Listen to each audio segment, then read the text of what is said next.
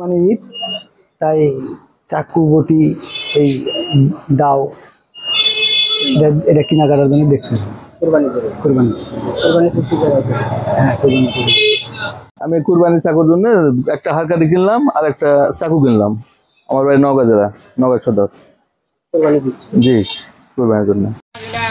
নাই পরিস্থিতি, মানুষের হাতে টাকা পড়া নাই, কিভাবে মানুষ জিনিসপাতি কিনবে? সব জিনিসের দাম বেশি, আমাদের লোহা নতুনের দাম বেশি, কয়লার দাম বেশি, আমাদের জিনিসের দাম বেশি তাহলে কাস্টমার আগে ভয় করে।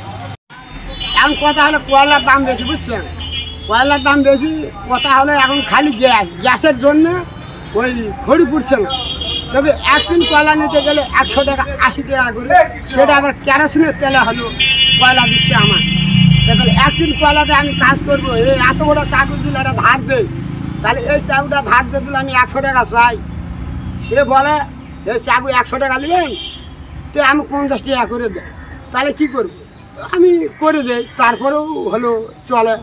কিন্তু আমি কি করব? কিন্তু 100 টাকা চালে আমার তো ধরে পিটাই।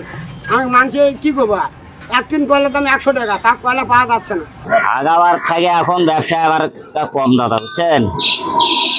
এখন ব্যবসা বাণিজ্য কম, তার মধ্যে কয়লার দাম বেশি, এইভাবে তো আমাদের হচ্ছে না।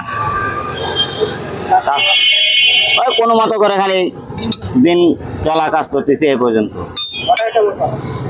নাই ওই অর্ডার কোনো কিছু নাই।